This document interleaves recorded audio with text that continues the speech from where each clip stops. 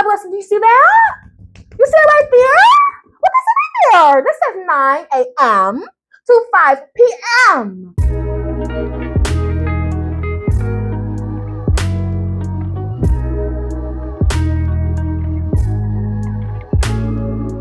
Hey, what is up, society? It is your favorite wannabe influencer and sovereign Koi. Welcome back to another Reddit story video, baby. I'm just reading the title, so you know we're back into the drama, okay? I have a new subreddit today because my best friend introduces one to me, and it's Malicious Compliance. Baby, it sounds like something that I do at work all the time because hello, if you work in corporate, if you know, you know. Okay, so I have some really crazy titles here. I'm not going to hold this on for any longer because I know that y'all are dying to get into it. So let's just get right into this video. Let's go! First story. Loyalty goes both ways. I'm working in a company that got bought out by a bigger company earlier this year. Even though we were a small company, the teams were flexible and everyone helped each other, and the company was profitable. Okay. Not to the new ownership though. Apparently, our company was shit and needed to be immediately fixed with structure, hierarchy, and order. See, no. I fucking hate when companies do this shit. It's like when it's a smaller company, they're usually a little bit more pliable. There's like a smaller team, so they listen to the people who are under them. And it's just a better organic like environment in general. When you get them companies who like own several different companies and businesses, they don't give a fuck about none of that. And it just ruins the entire work dynamic, literally. Continuing. The managers I worked so well with over the years are gone. The new owners promised no change. Nothing to worry about. Everything will be the same. They must have thought that we was born last night. Continue. Except that within a month, all the experienced managers who made the workplace so great got let go. Of course. That's how they always do that shit. They replace it with those fucking, those corporate bots. Y'all know which ones I'm talking about. So anyway, what is worse? They've been replaced by emotionless, walking husks resembling ghosts with hammers as their only tool and wear all the nails. Baby, I'm telling you, call me fortune teller Koi. Because I be telling y'all, like, every single time. This is the corporate world. That's what they want. They want robots. They want robots. Never mind the incessant preaching of company spirit and loyalty and respect and company values. Oh my God, I hate when they be doing that. We're a family, bitch. If you're a company that's a family, you don't have to mention that you're a family. You'll feel the spirit. Continuing. We all moan at these pep talks. We all yawn at the town halls. Then, the less subtle threats. Oh, you're not a team player if you don't do X, Y, and Z. Oh, I hate this.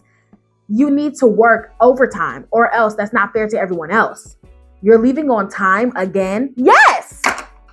Yes. Baby, what I like to do is I like to pull out the contract. I don't give a fuck what nobody talking about, especially if you salary. Oh, I pull out my motherfucking contract with a swiftness. I bless you. Do you see that? You see it right there? What is it right there? This says 9 a.m. to 5 p.m. Okay? It's 5:02. You're wasting my time. I have to go. Anyway, the culture certainly has changed. For one, I didn't even dare to take off early to pick up my kids from school anymore. Baby. Because, baby, listen. I know that a corporate fucking company hate to see me coming. Because I'm going to tell you right now, baby. Hello? If I got somewhere to be, if I got something to do, I'm finna fucking do that shit. I'm not playing no games. I'm not finna stay late either, especially when you're on salary. When you're on salary, if you don't know anything about salary jobs, you don't get paid overtime. They're changing it now, where in January, I think if you make like 60,000 or less or 50,000 or less or something like that, you can get overtime now. But now they're switching all those salary workers to hourly. So that way the companies can't cheat you no more. But like, dude, don't be staying late for these companies. Don't do it. Because at the end of the day, the moment that you do not become a good thing for them, the moment that you become a liability to the company, they will cut you loose and they will not bat an eye. Okay? They don't care that you got kids. Continuing. Finally, the toxic culture of fear and backstabbing. Of course. Every word said against direction, even off the cuff in the chit chat, whatever that means. Hold on. Oh, off the cuff means not prepared in advance. Okay. Interesting. Even off the cuff in a chit chat, and every little facial or nonverbal gesture against the flow are immediately and harshly met with reprimands. Baby, okay. For example, another worker bee was recently let go for restructuring despite stellar work performance. He just couldn't keep his thoughts to himself, I guess. That's why I be saying, don't give a fuck about these companies. They don't care about you. Baby, these companies would literally not piss on you if you were on fire and they got a full bladder. I'm talking about they got their legs like this, trying to hold that pee in, but they not gonna piss on you. Motherfucker, they will go next to you and piss next to you while you burn. Like, let's not play games here. Let's not play games here. Let's not play games here. Continuing. I hope I painted a good picture of what life under the iron fist is like. Many of us are contemplating leaving, but the job market is quite depressing in our area. Baby, it's time to pack up and move. Continuing. The cost of living is high, and we are all afraid of being the neck that sticks out, so everyone suffers in silence. Baby, this is the time to start getting that body right so you can start working that silk, okay? Baby, I'm finna shake a little something for a little change before I stick with this. Continuing. The company recently appointed a new CEO who, in his opening introduction to everyone, demanded undivided loyalty to him.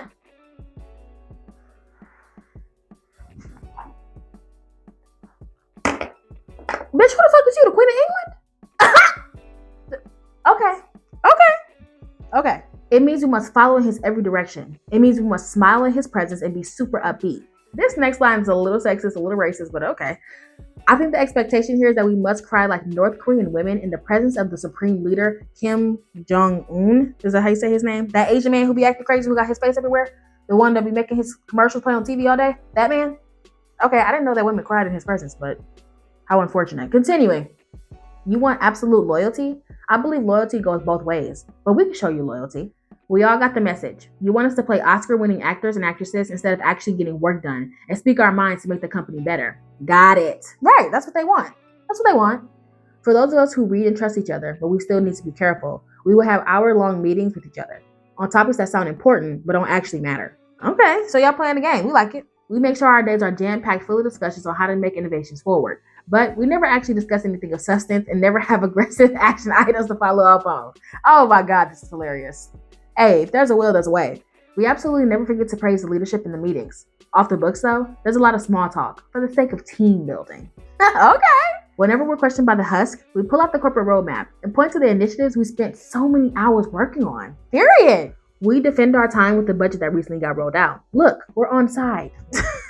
We've gone so far as requesting additional resources in next year's budget to ensure our very busy initiatives continue to make headway.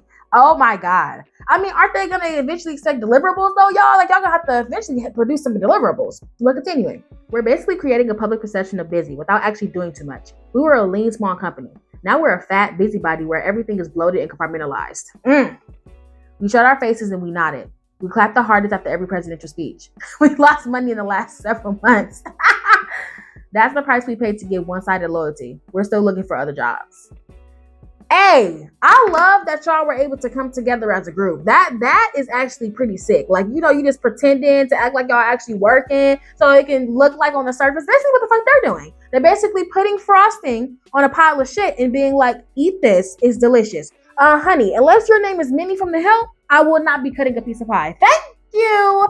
No, y'all, we need to get out of this mindset, okay? I'm sorry, I know. Especially if you have kids, it is hard to leave jobs and things like that. But y'all, this is not the type of job to have. If you're perfectly okay in this environment, like if this shit don't type of depress you or make you like literally have a mental breakdown every time you come up in here, then fine. If you can deal with this and this is your little moment, then congratulations to you, good for you. Me personally, I don't have the mental capacity to deal with a job like this. Okay, I would much rather go sell my coochie on the sidewalk. Okay, I'm gonna deliver me some Grubhub. Okay, I'm gonna go ahead and do some Uber before I go and literally stick to this type of suffering. Okay, this sounds like hell on water. Okay, listen. Try to keep yourself afloat while also having to deal with Satan's balls, baby. It sounds like you wish you could be dead. Hello? You know what I'm saying? So it's like, no, we need to stop doing this. Like, I remember my job tried to do that shit to us too. Like, I remember there was like something that we dropped the ball on or something like that. Something with like, yo, I'm leasing y'all. So it was like something with like the pre-leasing numbers or something like that. And the ownership, I'm salary. The ownership was like, you know, if you guys work late, if you work overtime past 5 o'clock, if you guys work late, we will take you to whatever restaurant y'all want. Baby, not the adult version of a pizza party. What the fuck I'm gonna do with a meal? And first of all, what did I do to be forced to go spend more time with y'all on my personal time with y'all to some regular ass restaurant that I don't want to go to? And my boss, who's spineless, so my boss was just like, yeah, if we stay late, then I'm definitely gonna be ordering. I'm gonna go to the most expensive restaurant and I'm ordering the most expensive steak. How about this? If I work late, put that shit on my check. Anything outside of that, baby, it's fluff. I'm not trying to hear none of that. Okay, bye. So no, y'all need to stop doing this. Stop overextending yourself. Stop doing things for companies. I don't do none of that. Come in at 9, I leave at 5. Okay, if I have a doctor's appointment, I'm going.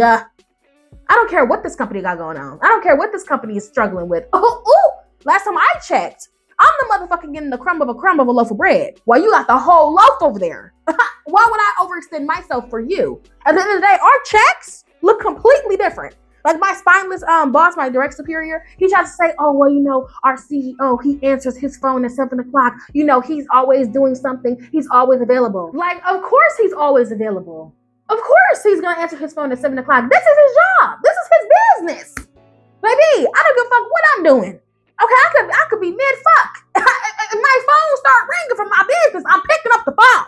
Why? Because this is my baby. Of course, he's the owner and founder of this company. So, of course, this is his business. So, I don't give a damn if he answered his phone at 7 o'clock and he was watching his son, okay? Okay? And, baby, I'm making not 6 figures a year. I'm not a millionaire. So, why am I answering my phone at 7 o'clock? What do I get out of that? Okay? And the way that I see it, sweetheart, I'm going to go ahead and have to clock that time because that's PTO if you ask me. Okay? That's a work vacation if you ask me. That's a work trip. I'm going to have to go ahead and write that up, put that on my check. So y'all, stop extending yourself for these corporate companies because they will cut you off. They will. It doesn't matter if you work for them for 3 months or 30 years. The moment that you are a liability, they are going to dispose of you expeditiously. And they're not going to bat an eye, shed a tear.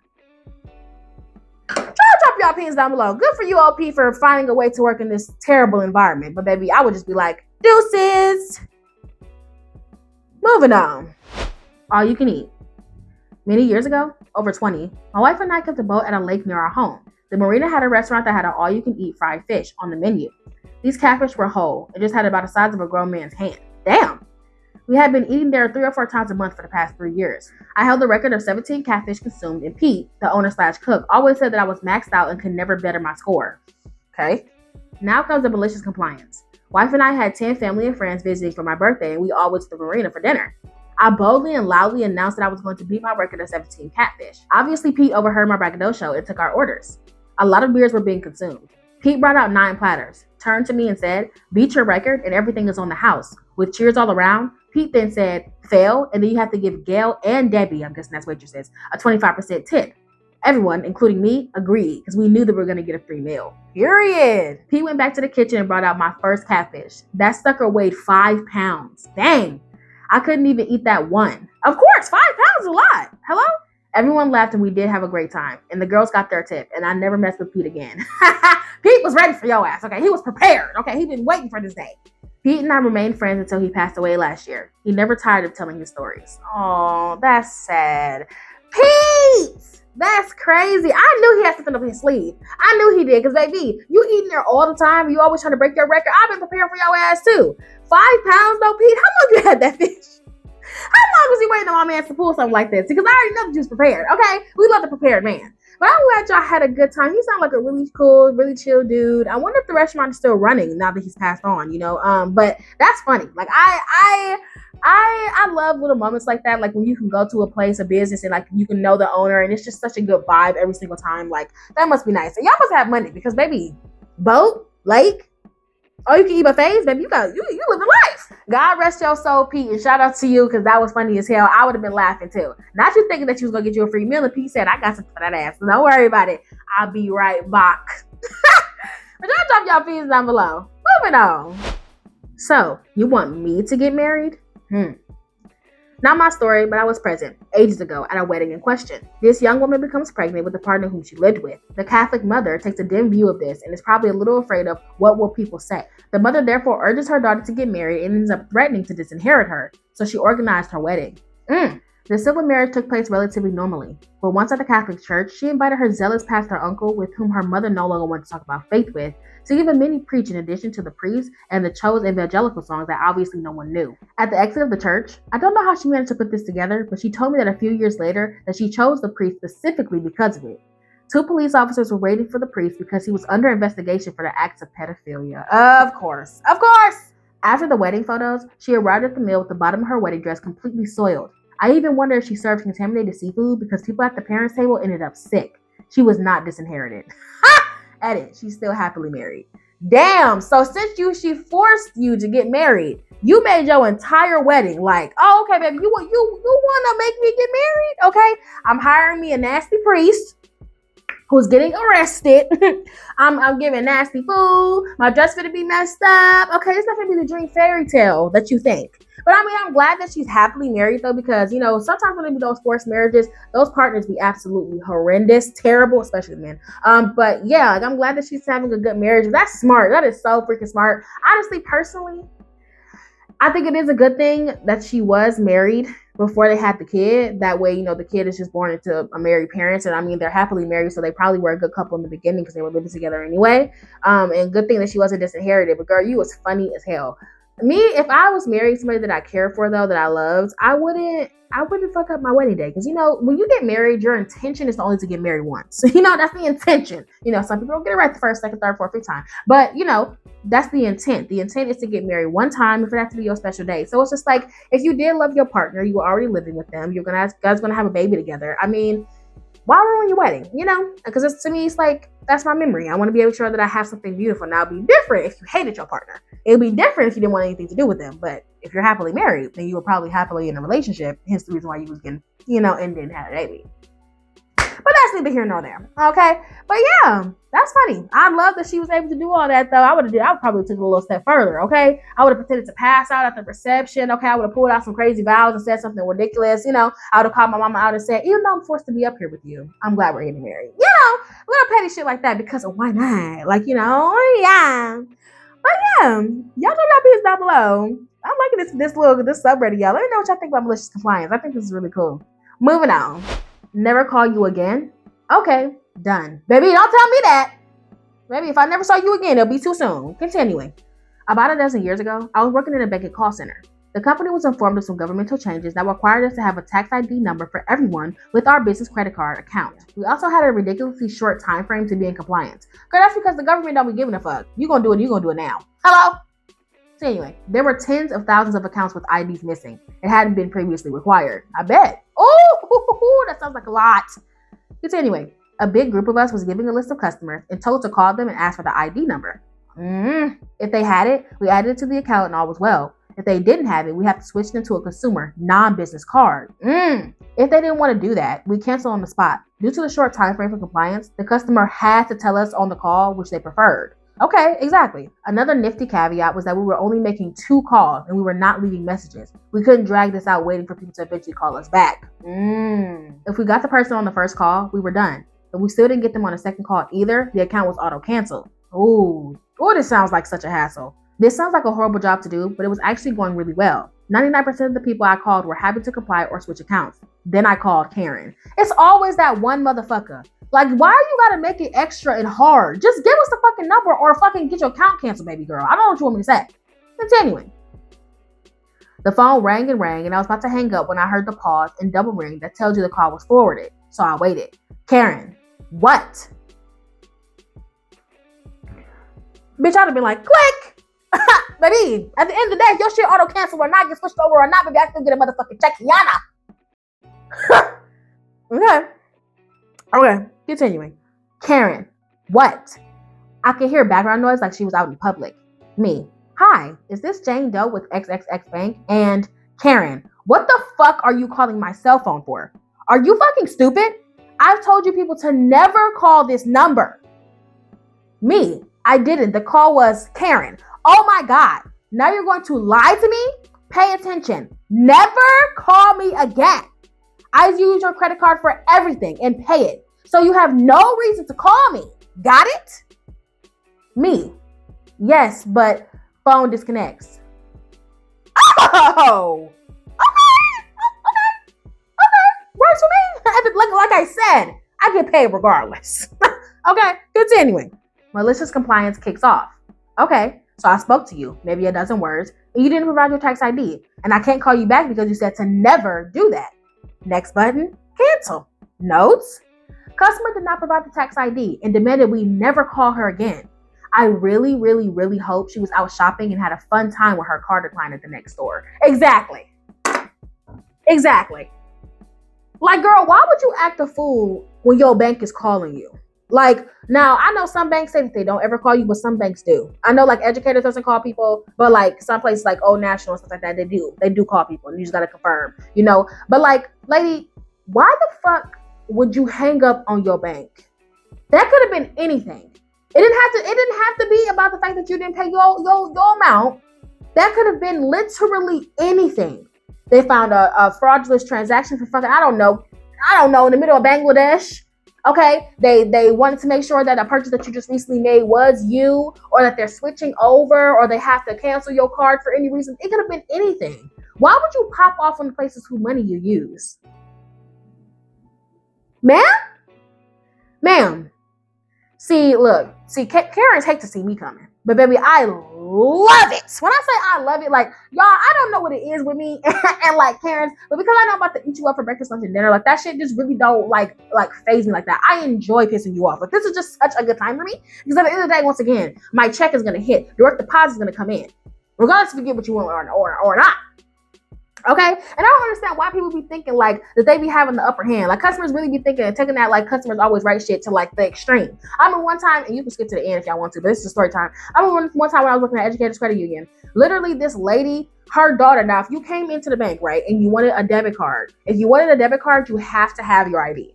If you don't have your ID, we can't give you one. It's not us, it's Visa. Visa, the company that has your card, because Visa is not a bank. Visa is their own thing.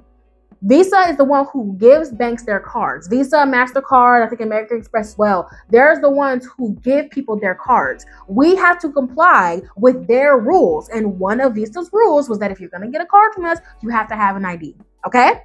Not difficult. We can take the paper ID once if a temp one. We can take a permit. We can take a state ID. We can take a passport. We can take something. There's got to be something. Some type of identification before we can give you a card. Okay? Not us. We could be fired, basically, if we didn't do that. Okay? Because the educators would get a charge, right? For not being in compliance. So this lady literally brought her daughter up there. She was trying to get a debit card for her daughter. And I was like, oh, okay, we would love to give her a debit card. We would just need an ID from her. And she's just like, well, she's a kid. It's a student account. She doesn't need an ID. And I said, well, she does. And you can go get an ID for her. And she can use her school ID even too, I think. No. She could go to the DMV to go get it. And she was just like, oh, no, we're not doing that. And I don't want to do that. And that's just too much work. You should be able to accept it because she banks here and all this extra shit. And I'm just like, ma'am, first of all, bitch, I'm not going to lose my motherfucking job because your bitch ass want to be difficult. Hello, I'm not going to do that. Okay, either get the card or you don't. At the end of the day, I still leave at 5 o'clock and I still get paid. Hello, but continuing. So she literally was like, oh, well, if you want to give my daughter a debit card, then I'm going to literally cancel my account. And I'm looking at her like, oh my God. Oh my God. You know what? No, don't do that. Don't cancel your accounts. I'm just gonna, bitch, when I tell y'all, this was me. Hold on. This was literally me. I was just like, oh, so I asked a clarifying question. Just to clarify, I was like, so just to clarify, you want to cancel your account because your daughter can't get a debit card? And she was like, yep. I said, my laptop right here. I said, really? Y'all know that movie Bruce Almighty, when he was answering all those emails? That was me. Take your account out, take your money out, okay? And I said, I think she had like $3,000 or something in her account, baby. I was like, $3,842.62. Here you go, ma'am. Have a good day. Guess what that dumb bitch did? 2 or 3 hours later, I get a Teams message from one of our corporate people because she called back, dumb hoe. She called back, and they was like, hey, we see that you closed this person's account literally 3 hours ago, and now she's back trying to reopen it. What happened? And I kept it real as fuck. I said she got an attitude because her daughter couldn't get a debit card because she refused to go to DMV to get an ID. And so she wanted to close her account. So I closed it. Bitch. like, girl, you did all those dramatics because you thought that I wasn't going to do shit. Bitch, I don't give a fuck. Whether if you got an account here or not, I still get paid. I don't think you understand that. Like, you went through all that trouble. Cut yourself off from all your debit cards. Cut yourself off from all that other shit because you wanted to be difficult. You took all your money out in cash because you wanted to be difficult. Now look at your goof ass. Calling back 3 hours later. And at the end of the day, I still got paid. So yeah, y'all don't let these Karens and people stress y'all out. Okay, don't let them stress y'all out. Okay, hold y'all shit accountable. And I'm a huge accountability person. Like, I don't give a fuck. Customers always write my ass. I find when you do stuff and you hold customers accountable, it works out for you in the end. Okay, it makes your jobs a million times easier. I've never, ever had an issue after I've called a person out, after I've held somebody accountable. Of course, you can do it professionally, but any single time that I don't let a customer get their way, when I make them adhere to the rules, when I tell them this is what it is, baby, I've never had a problem with them again. And I love it because it makes my job so easy. Stand up for yourself. Stop being spineless because I promise you that's how we're going to make the world go round. That's how we're going to change these people from Karens into good little kittens, okay? But yeah, I hope you guys enjoyed. Moving on. All right, society, that is it for this freaking video. I hope that you guys enjoy. Make sure to like, comment, and share. And if you're new, hi, please subscribe, baby. You know that you love the drama. You know you love all this craziness over here because you're still here. So go ahead and hit that button. And for all my lovely society members, please make sure to hit that bell notification so you're notified every single time that I post. And follow me on Instagram and TikTok so you guys can see me in real time. I love you guys very, very, very much. And I'll see you in the next video. Bye.